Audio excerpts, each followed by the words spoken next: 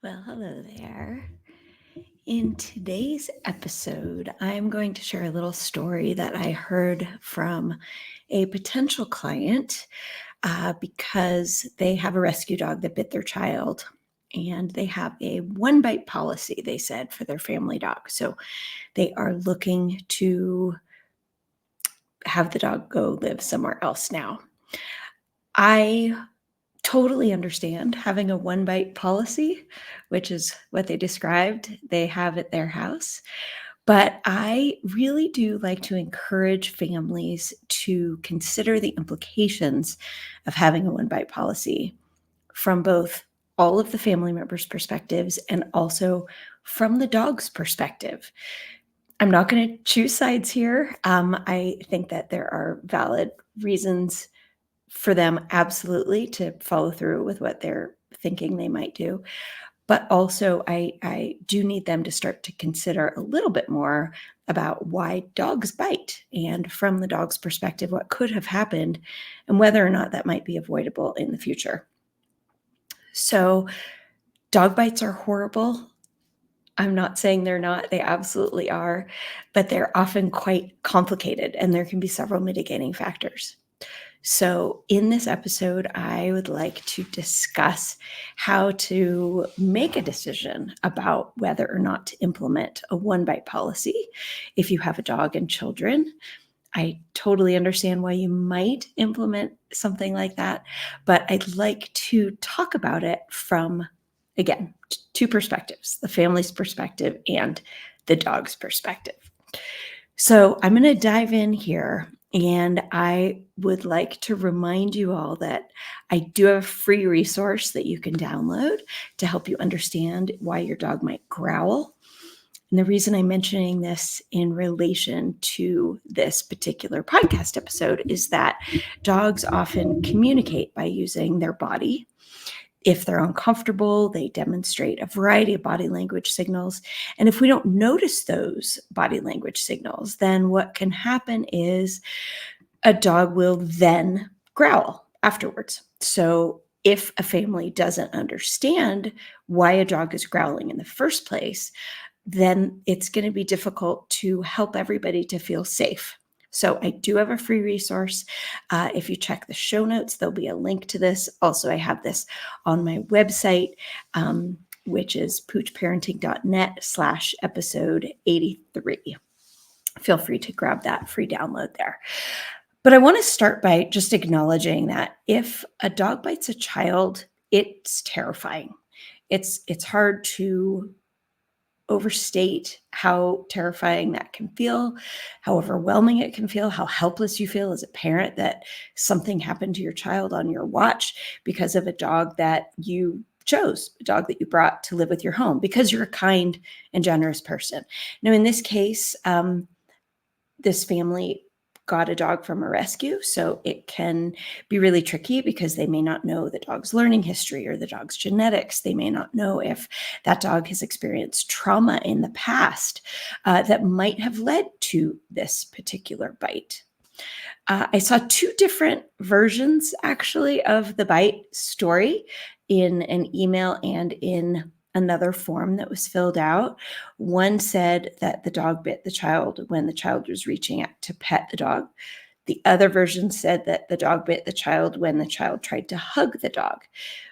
It's really important for us as parents to understand that dogs often don't like to be approached for any variety of reasons. So if a dog was asleep and was approached without consent, or if a child startled a dog while it was resting, maybe didn't see the child coming.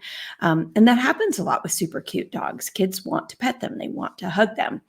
But without proper boundaries and structure around when kids are allowed to pet dogs, dangerous things can happen. Now, in a dream world, you would have a dog that wouldn't care one way or the other, right? It could be asleep, it could be awake, it could be doing anything, and it would be happy to see the child.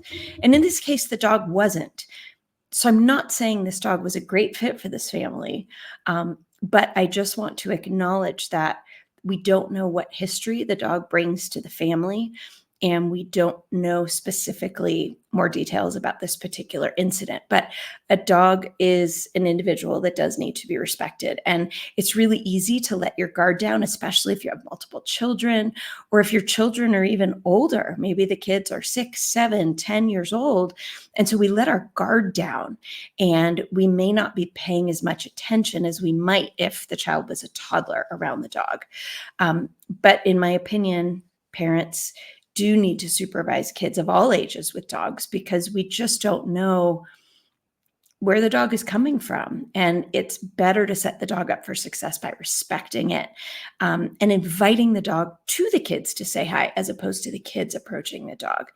Now, this can just be confusing, right? Because if the parents think, oh, well, the kid was just trying to bite the dog, so the dog bit for no reason. That's hard, right? And it's hard to get over that. And it's hard to forgive that. And it's so easy to be like, this dog is gone. If I can't find another home for it, it might have to be euthanized, but I cannot have this happening again. And I agree, that is terrifying. However, the first thing I want parents to do is to really analyze why it happened in the first place, and to get really curious about that, because it's entirely possible that it could be prevented entirely in the future, and we can build positive relationships. So I would encourage families in situations like this to reach out to somebody like me. I'm a dog and child specialist, or a dog behavior consultant, certified professional dog trainer, only somebody that uses positive reinforcement, because obviously this dog is having some pretty big feelings, and we never want to punish a dog for communicating, right? We need to welcome communication and say, wow, thanks for letting me know you're uncomfortable. And so positive reinforcement dog professionals are really good at appreciating the communication in a dog. And we also like to teach people about dog body language, and helping them to understand how a dog feels and all of the factors that come into play when dogs are expressing themselves, and how a dog likes to be respected. It's also worth noting that kids are hard. Raising kids is hard. And it's interesting to note how, just when a parent might be thinking that they're getting used to a particular developmental phase, that the child then moves into another different developmental phase. And now we have to figure it out all over again, right? Especially with your oldest child, it's your first time through it. And then in my case, at least, I had two incredibly different children. One was not neurotypical, and the other one was, but started to have some pretty significant anxiety because of what the other one was doing, and some of the challenging life experiences that we had as a family together. So you really have to look at your kids as individuals, and that can be so hard when you've never been a parent before, because you're really not just sure what to expect. And then you throw a dog with some weird behavior into the mix, and it can be very overwhelming. And it's natural for some parents to just say, oh, you know what? My life would be easier if I didn't also have to manage a dog who's willing to bite my kid. And I wouldn't blame them for making that decision. It's also worth noting that there are some dogs that really just don't love living with kids. And we do them a disservice by saying, I'm never going to rehome the dog. I took the dog in, and I have to commit to this dog for its entire life. And I admire that dedication. I really do. I do believe that dogs are family members.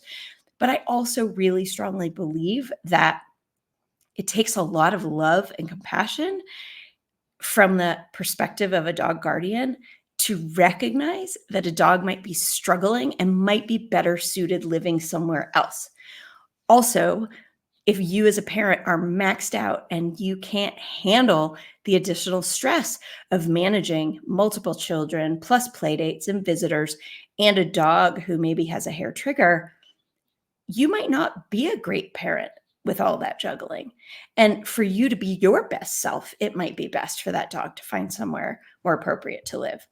So I do want parents to realize sometimes there are easy ways to prevent bites from happening again, by managing the situation, by teaching everyone in the family to understand dog body language and those kinds of things, by teaching children.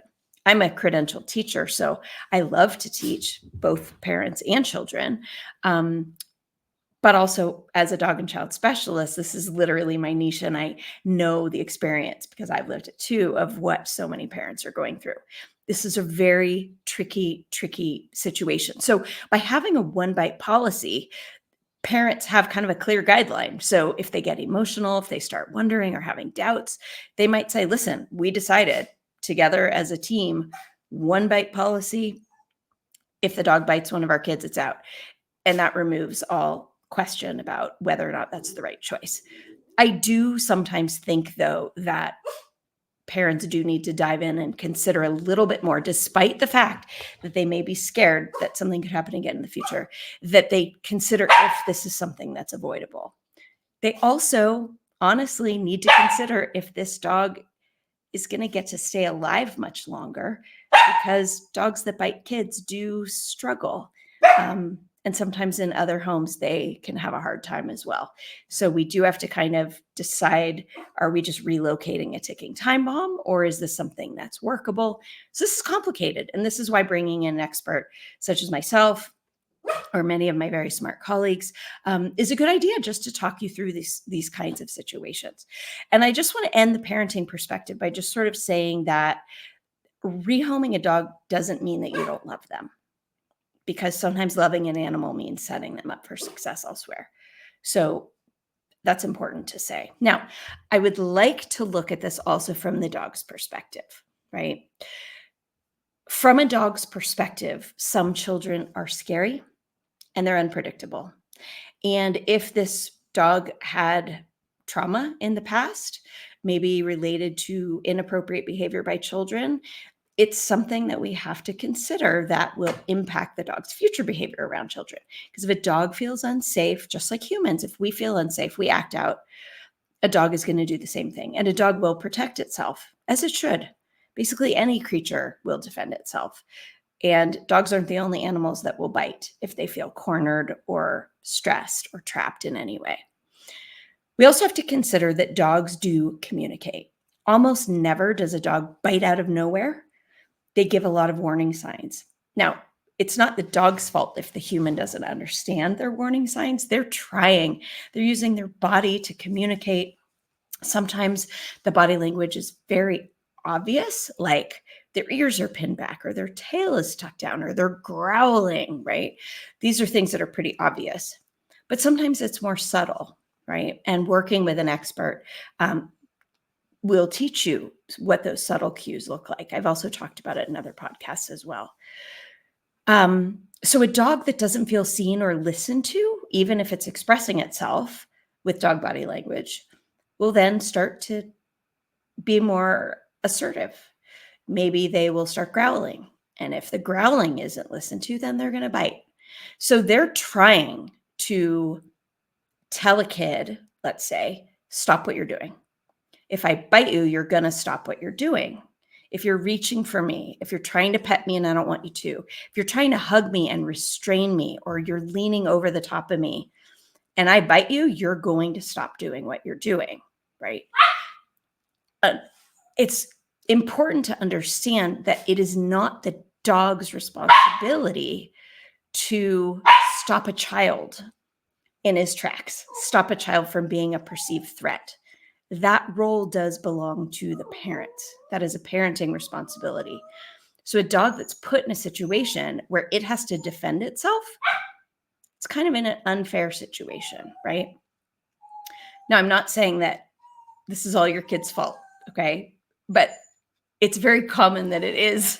And I'm not saying that in a judgy way. I'm just saying that in the truth way. That I've been specializing in this field for almost 7 years. And often kids get bitten because they've done something really annoying, right? And when I was a kid, if we got bit by a dog, it was like, well, what'd you do to the dog? You deserved it, right? But the attitude these days is totally different than that. And also, people do get litigious and people get scared and people are very protective. And I don't blame them for being that way. And sometimes kids do stuff, but they don't know any better because they're kids, right? So a dog is trying to protect itself, but a kid is just being a kid.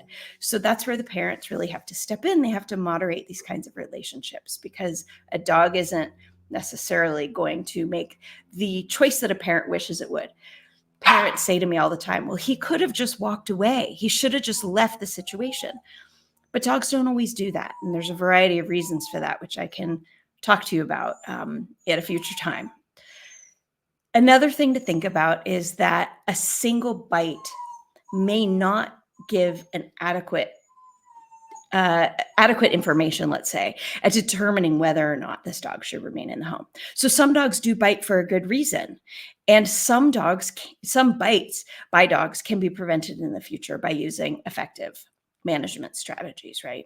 And again, from the dog's perspective, if living with children is a really stressful experience, it is possible that a dog is biting in order to get space, in order to get relief from the stress of interacting with that child in any given moment. And maybe the dog is saying, I would be a lot happier living somewhere else. So if you are a family that has a one bite, you're out policy for the family dog, I certainly don't blame you for having a policy like that. It can make your decision making a lot easier if something bad happens. But I would encourage you to look at this from different angles. How's the dog feeling? What could have caused the bite? Is this something you want to work through? Is this something you have the bandwidth to work through? Or do you think maybe the dog would really be happier living elsewhere? In which case, go for it. See if you can find another place for that dog to live. Now, it's worth noting that many dog breeds have breed-specific rescues, but many of them are over-impacted. And I have to be really honest with you, if you relinquish a dog who's bitten a child to an animal shelter, there is a decent chance that that dog will be euthanized. So you need to know that going in.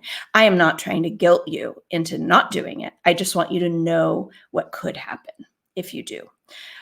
Also, sometimes by working with a dog professional, we can help you figure out some other options. We can work on management strategies in the meantime until you come up with a solution that makes you happy for the dog and helps you with an overall better outcome for every family member, including the dog.